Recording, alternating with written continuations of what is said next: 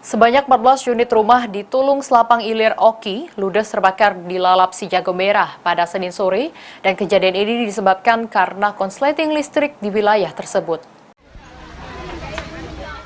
Sebanyak 25 kepala keluarga di RT 06 RW 03 Kelurahan Tulung Selapan Ilir kehilangan tempat tinggalnya akibat amukan si Jago Merah.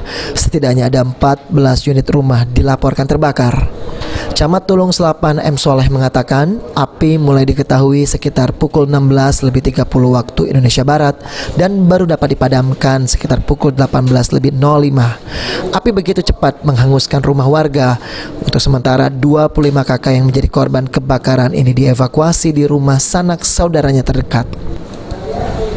Kapolsek Tulung Selapan AKP M. Firmansyah mengatakan api diduga kuat akibat konsleting listrik yang berasal dari salah satu rumah warga.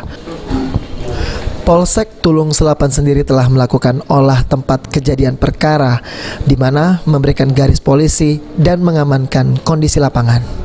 Ahmad Romawi, PAL TV.